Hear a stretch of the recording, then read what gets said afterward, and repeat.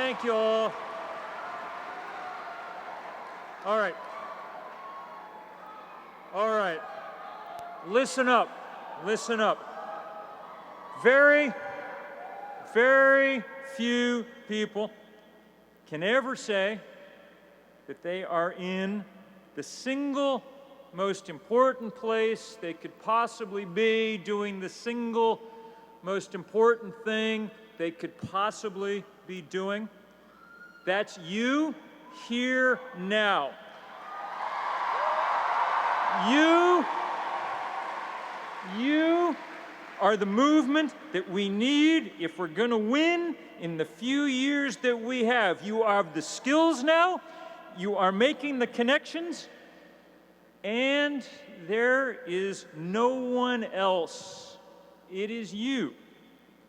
That is a great honor, and that is a terrible burden. There is no one else. The science is the easy part of this. Grim, but easy. 2010 was the warmest year on record, and it was warm. We were on the phone one day with our 350 crew in Pakistan, and one of them said, "It's hot here today."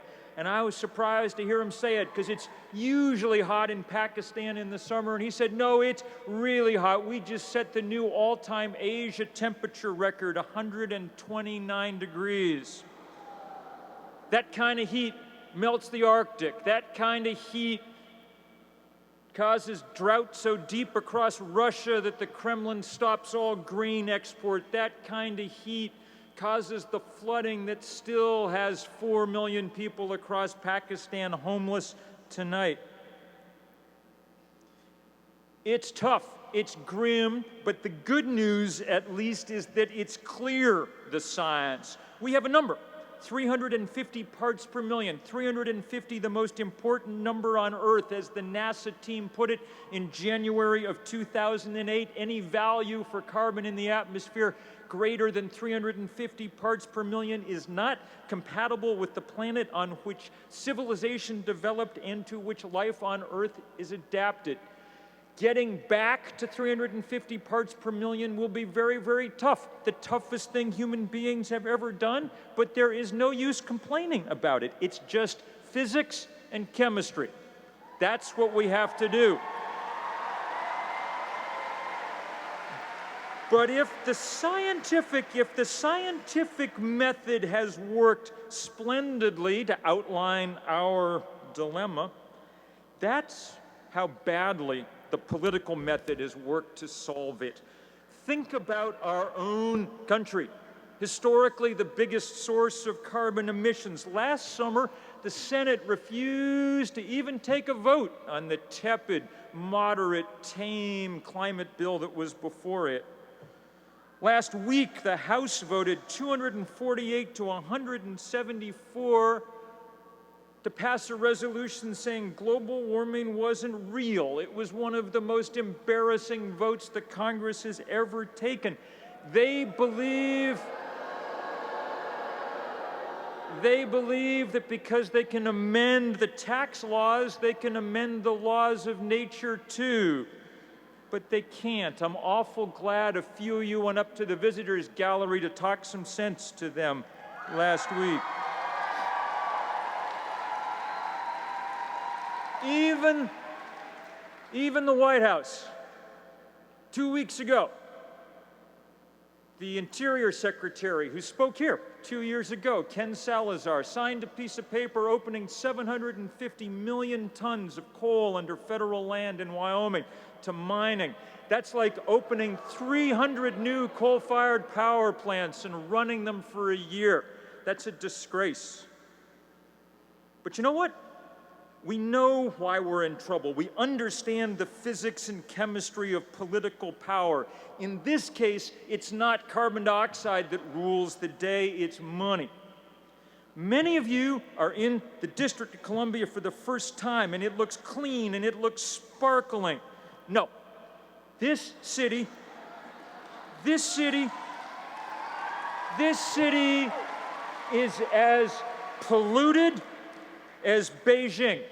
But instead of coal smoke, it's polluted by money. Money.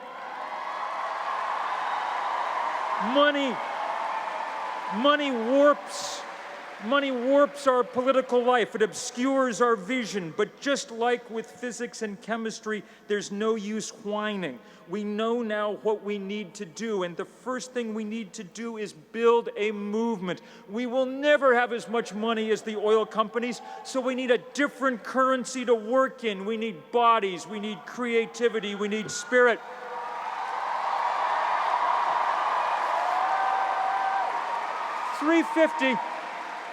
.350.org has been like a beta test for that movement.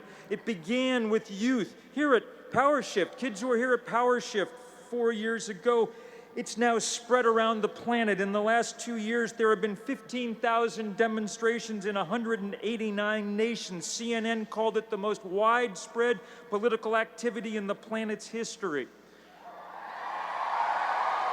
But it needs to get bigger still. On the first Earth Day in 1970, there were 20 million Americans in the street, 1 in 10 Americans. That's the kind of size we need. And so, on September 24th, we need your help. September 24th is the next big day of action. We're calling it Moving Planet. And in those 189 nations, people will be in motion. Much of it will be on bicycles, because the bicycle is one of the few tools that rich and poor both use. Who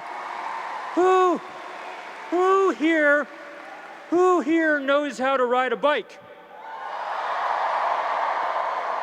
All right. September 24th, I cannot wait to see the pictures. We are not going to wait for the politicians to move.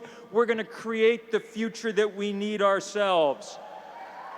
But that movement doesn't just need to be bigger, it needs to be sharper too, more aggressive. You know what? At Copenhagen, we got 117 nations to sign on to that 350 target. That was good. But they were the wrong 117 nations. They were the poorest and most vulnerable nations.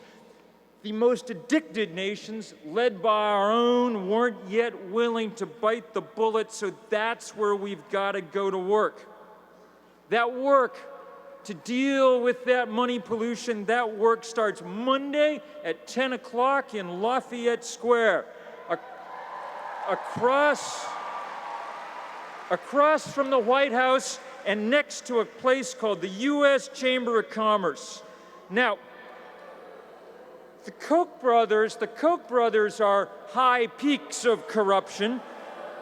They're high peaks, but the U.S. Chamber of Commerce is the Everest of dirty money. It boasts on its webpage that it is the biggest lobby in Washington. In fact, it spends more money lobbying than the next 5 lobbies combined. It spent more money on politics last year than the Republican National Committee and the Democratic National Committee combined, and 94% of that went to climate deniers. We cannot stop their money, but we can strip them of their credibility. They claim to represent all American business, but they don't. 55% of their funding came from 16 companies.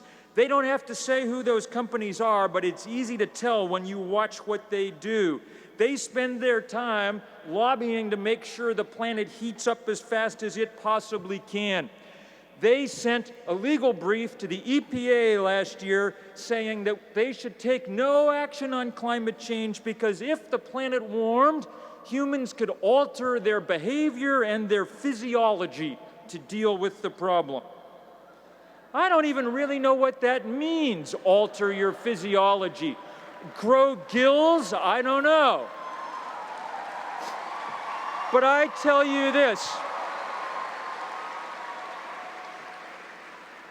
I am too old to change my physiology, and y'all are too good looking. But I will adapt my behavior.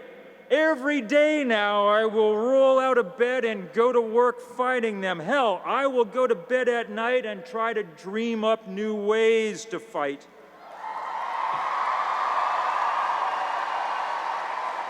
We're going to adapt our behavior, all right? We're going to adapt our behavior now to fight on every front.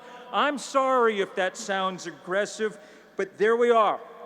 22 years ago, I wrote the first book about climate change, and I've gotten to watch it all, and I know that simply persuasion will not do.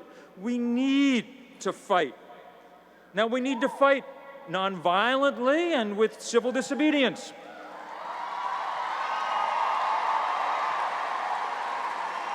You will hear from my friend Tim DeChristopher in a moment, and more to come. But if you're going to go that route, one thing you need to make sure is that you manage to get across in your witness that you are not the radicals in this fight. The radicals are the people who are fundamentally altering the composition of the atmosphere. That is the most radical thing people have ever done.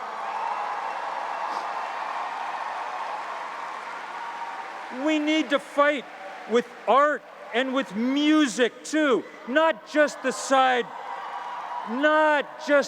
of our brain that likes bar graphs and pie charts, but all our heart and all our soul.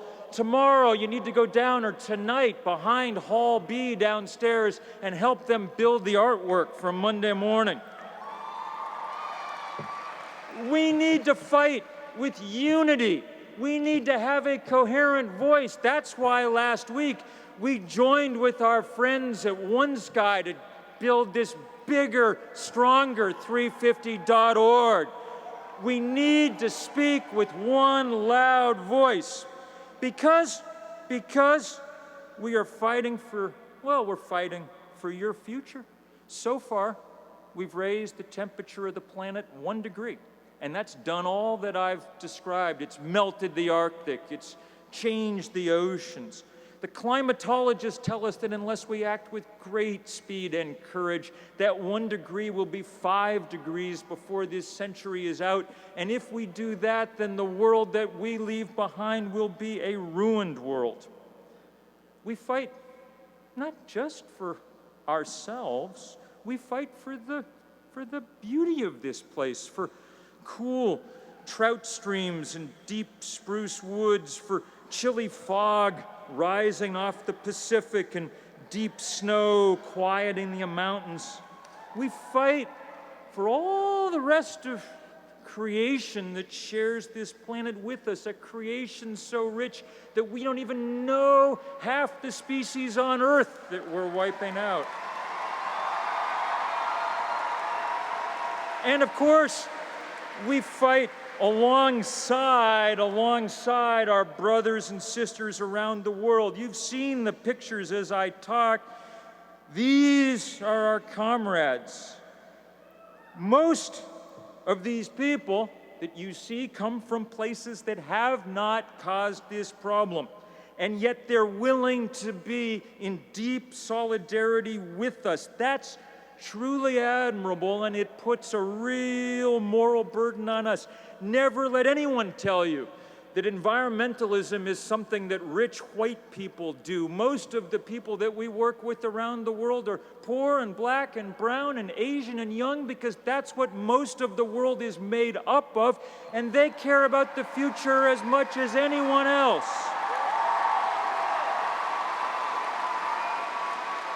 We have to fight. We have to fight, finally, without any guarantee that we're going to win.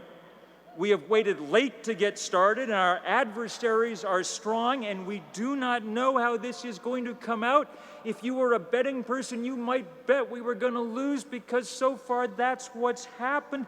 But that's not a bet you're allowed to make. The only thing that a morally awake person can do when the worst thing that ever happened is happening is try to change those odds.